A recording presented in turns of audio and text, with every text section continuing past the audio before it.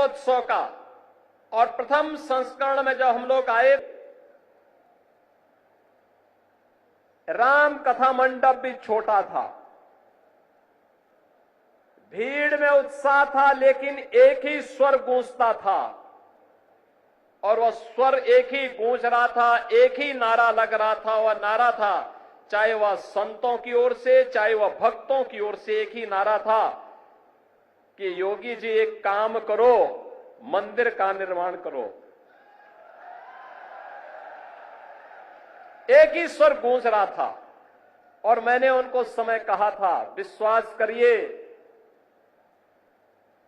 विश्वास करिए, ये जो दीप आपके द्वारा जलाए जाएंगे केवल दीप नहीं है, ये सनातन धर्म का विश्वास है। प्रभु राम की कृपा अवश्य बरसेगी। 500 वर्षों के बाद वे अपने धराधाम पर अपने काज को प्रारंभ करने के लिए अवश्य कृपा बरसाएंगे। आप कार्य करिए, कृपा भगवान की अपने आप बरसने वाली है और हम सब आभारी हैं प्रधानमंत्री मोदी जी के, जिनकी दूरदर्शी सोच के कारण 5 अगस्त 2020 को जब दुनिया कोरोना महामारी के सामने पस्त थी, तब भारत के यशस्वी प्रधानमंत्री अयोध्या धाम में आकर के अपनी विरासत के प्रति कृतज्ञता का भाव व्यक्त करने के लिए अयोध्या आकर के उन्होंने राम मंदिर की आधारशिला का कार्यक्रम अपने कर कमलों से संपन्न किया था। और यह वर्ष अयोध्या के लिए अद्भुत है, अनुपम है, अलौकिक है, अद्वितीय है। जब इस वर्ष 22 जनवरी 2024 को अयोध्या धाम में 500 वर्षों का इंतजार समाप्त करके 500 वर्षों का इंतजार समाप्त करके एक बार फिर से रामलला अपने धाम में, अपनी जन्मभूमि में विराजमान होकर के दुनिया के अंदर पीड़ित और प्रताड़ित लोगों को संदेश दे गए हैं कि कभी भी अपने पथ से विचलित मत होइए, संघर्ष का रास्ता अपनाइए, सफलता जरूर प्राप्त करेगी, सफलता जरूर प्राप्त होगी। यह अवसर है हमारे पास उन सभी आत्माओं को स्मरण करने का जिनका पूरा जीवन राम जन्मभूमि आंदोलन के लिए, प्रभु राम की कृपा का प्रसाद प्राप्त करने के लिए समर्पित था।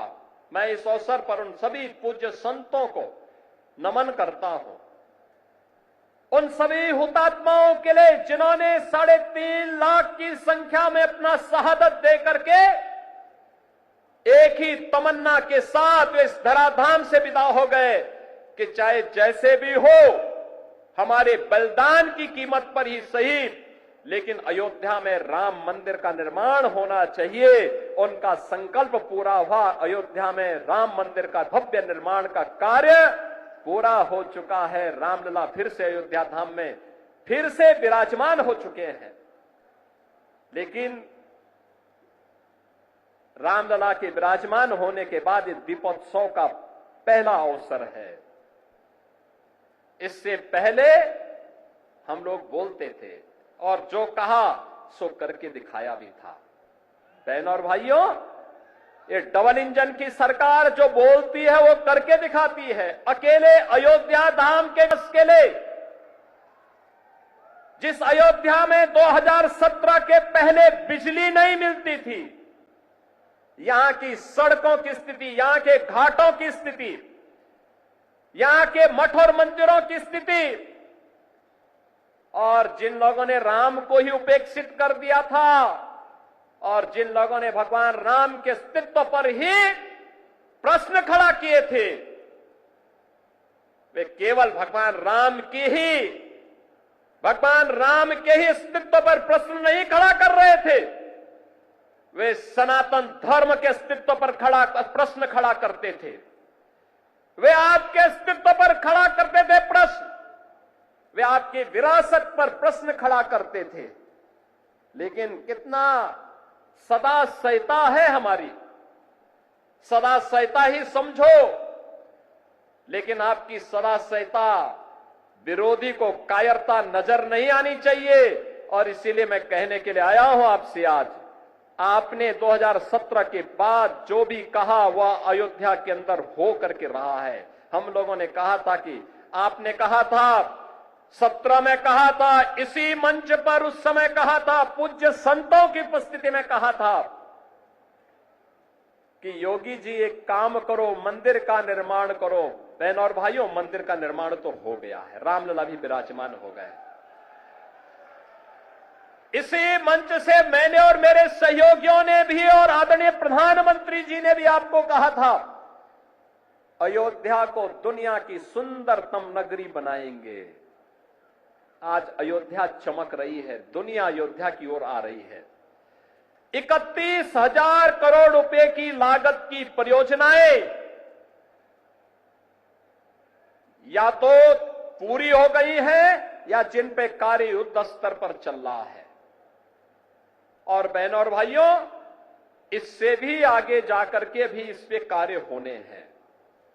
ये तो एक शुरुआत है, शुरुआत। अयोध्या एक शुरुआत है सनातन धर्म के लिए। विरासत और विकास के प्रधानमंत्री मोदी जी के विजन को जमीनी धरातल पर उतारने के लिए, उस अभियान को वैश्विक मंच तक ले जाने के लिए आज काशी हमारी चमक रही है। भव्य और दिव्य काशी के दर्शन दुनिया कर रही है।